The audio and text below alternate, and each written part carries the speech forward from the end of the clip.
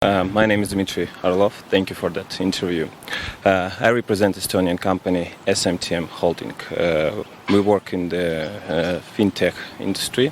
We started our business around 2014 in Estonia.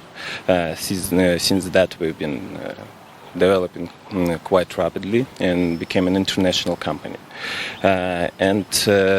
We always thought of Eastern African market as a very potential market with big opportunities, and we started noticing that since 2017, not only businesses but also Estonian government with President's visit to Kenya in 2017 also noticed that the East African markets are growing rapidly. They're becoming more and more interesting from the point of view of global business. We began our journey to enter the market. We partnership with company local. In the beginning, it was a Rwandan company, Stayonline, and we've been in East Africa since 2021, and the cooperation was very fruitful. And at some point, Stayonline informed us that they also plan to grow and enter new countries in Africa, and one of the countries was Kenya. And for us, Kenya was always the market that we wanted to enter, being in the top of African countries from the wealth point of view, with over 50 million population and 112 billions in yearly GDP. We knew that if we will enter the market with a proper business structure and proper investments, we will succeed.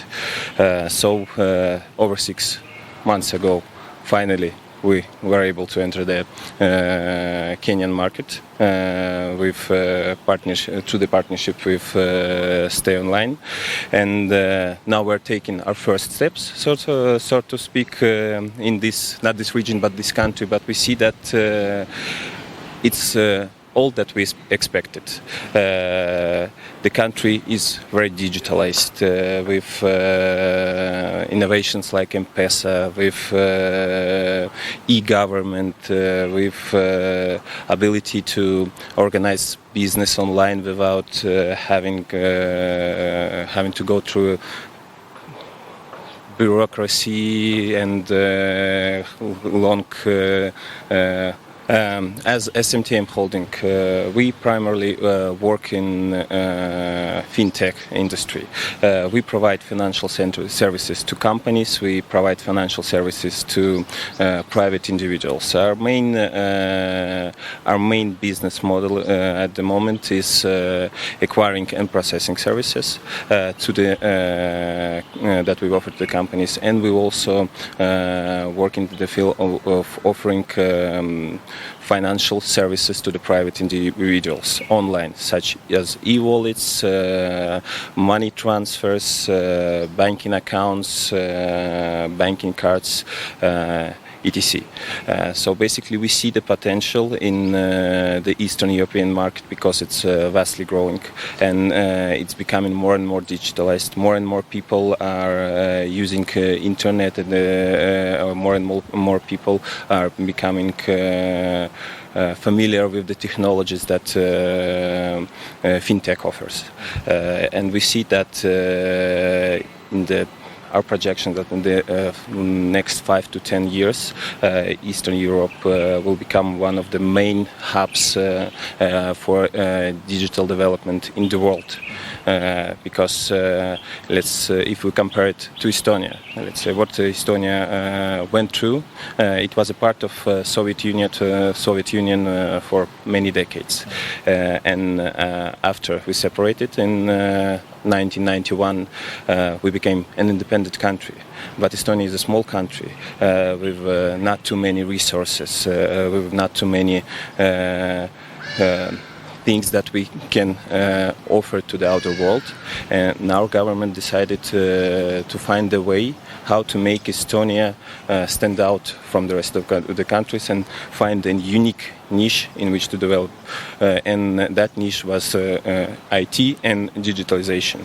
So since that, we started development as a country in that area and became very successful. You probably all know Bolt. That everyone is using in Kenya as well. It's an Estonian company. You probably heard of Skype. It's also an Estonian company. We were the first country in the world to go through electronic election. And we see that Kenya and Eastern Africa countries in general, they are on the same path.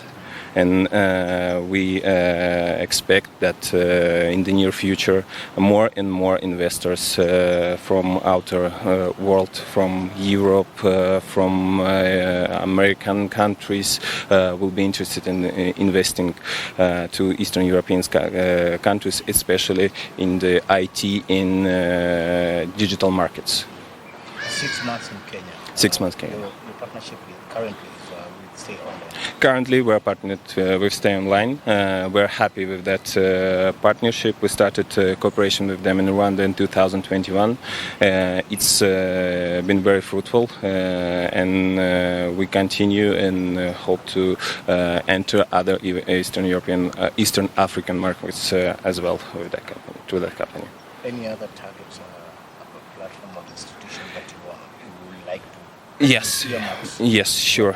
Definitely there are plans, and we are working on the plans. In fact, I want to point out the cooperation with the UBA bank. And it's the bank that is global. It's not only represented in Kenya, but in 25 African countries. And we see the professionalism and the interest of bank in developing in development of businesses like ours, the businesses who bring foreign investments into country. We are very happy to cooperate with them, and we wish to continue working with them in the new markets, African markets that we will enter. Okay, apart from fintech, which other sectors maybe stand to benefit from you? What we want to achieve in East Africa is my major goal, of course, is fintech. But we want to bring services not only to the companies, not only to the governmental structures. We want to also offer services to ordinary people. We are creating and soon to be launched a mobile wallet. It will be a simple application that anyone will be able to use in their phones, computers, etc. And it will allow private individuals on-the-step access to digital financial services. People will be able to transfer money to each other, and not only within African countries, but there will be a possibility to send funds outside of African countries. They will be able to store their finances in online accounts, and we want to make these services as easy as possible. So we understand that not everyone, especially at some point of age, not all people are easily understand what digitalization is, and they look at it as something quite difficult, and it's easier for them not to deal with it at all. And we want to change that set of mind people. Actually, it's much more easier than dealing with things like people do at the moment. It will save huge amount of time. The services provided will be easy and very convenient for them to use. The wallet will also allow recipients from Yes. Do you see it as a catalyst maybe for remittances? Can you repeat it? Do you see it as a catalyst probably for remittances since it's a payment platform? It's a payment platform, of course. It's the opportunity that we are also working on and to implement. We plan to implement it in the future. As an MVP, we want to launch the platform in the form that it would be maximally easy and easy to use and easy understandable. But with time and with gaining new clients, we will add additional services. You're coming to a market that is already, at an advanced stage in terms of technology. I don't know, what is your game plan? We have the knowledge, we have the expertise in that field for over 10 years. We see that the market is already quite digitalized. People, local people, not only Kenya but in Eastern Africa in general, they know how to use digital services, they use it, but from our point of view, we see the potential in making those services more easy to use. We want to offer services in a way of aggregation. It will not be only a platform for doing one thing at a time. It will be a platform where you can solve all your financial questions, hopefully documental questions at once. So it will be a service enabling access to everything you, a simple person, requires on a daily basis.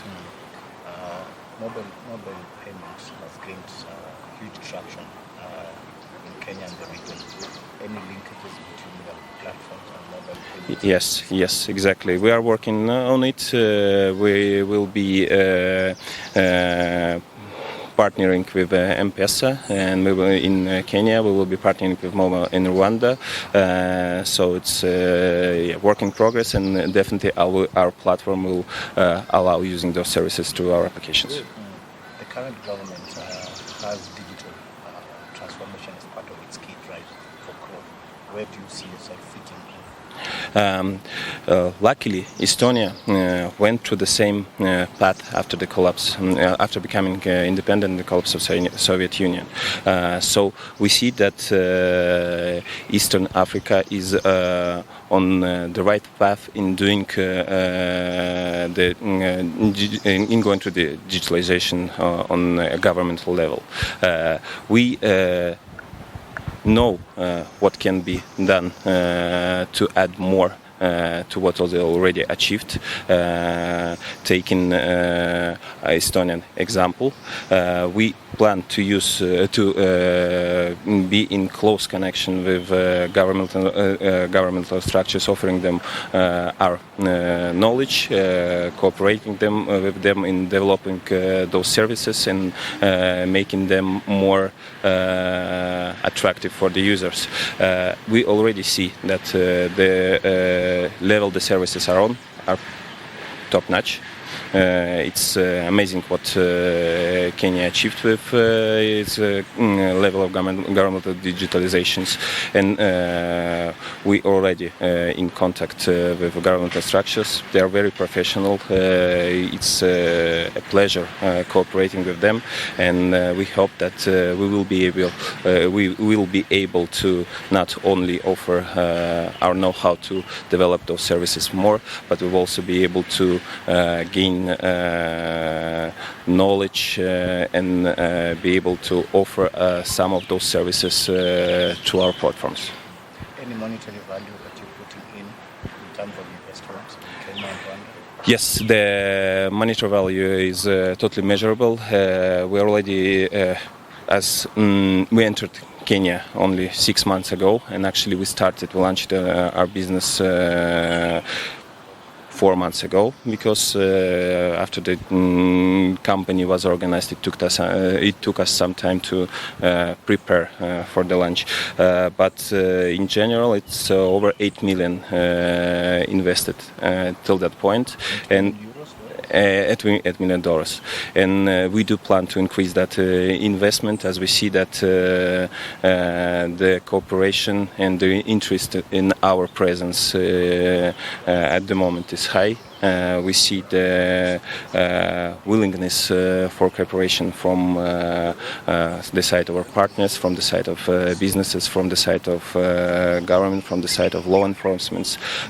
So we're only here to stay and increase the investments in the country, into the Kenya and to Eastern Africa in general. What did the $8 million go to? In terms of at the moment, basically, the majority of that money is going into investment and developing the business. We have not yet launched all the services that we plan to launch. We hope to do it within the year 2023 and to start offering services not only to the companies, what we do at the moment, but also to the private individuals. So basically, this is the investment that we bring in the moment is going into the development of the business. But with the growth of the business, we will be expanding our local presence. We will be creating working spaces, and of course, we will be investing in new projects that Kenya and Eastern Africa will benefit from in general. Any challenges maybe you will perceive? Challenges. Entering new markets is always difficult because it's not only a new country, it's a new continent with its own rules, with its own traditions. But we are happy that we found amazing partners here. We see that everyone that we cooperate or negotiate with are very professional, and they invite us, they welcome us with our business. So I would say challenges, all the challenges that we are facing at the moment or will face in the future, with the help of local people, we will be able to go over them and continue with our business. What is your long-term growth plan? Or maybe where do you see yourself in the next 5 years? Long term. In terms of Eastern Africa, we plan to develop not only to the countries that were present at the moment, Rwanda, Kenya. We are planning to go further to Tanzania, to Uganda, and in 5 years we plan to offer, let's say not 5 years, the plan is for 10 years, but our aim is to start offering services at least in 10 African countries. Do you see yourself fitting into the African Continental Free Trade Area? Can you repeat it? Do you see yourself fitting, the African Continental Free Trade Area? Of what? The African Continental Free Trade Area. Free trade area, yeah. Do you see yourself fitting in terms of providing solutions to support international trade? Yes, definitely. We see ourselves fit. We, as I mentioned previously, the Estonian president visited Kenya in 2021. It was, I think, if I'm correct, it was her last visit during her presidency. And we understand that not only businesses, but the governments and the countries in general are interested in cooperation. And the world is changing. The world actually has changed already, and it's much easier to cooperate and to grow connections, not only locally but globally. We are definitely interested in providing all of our expertise, all of our knowledge, not only to enter to African markets, but to provide opportunities for African markets to enter European countries.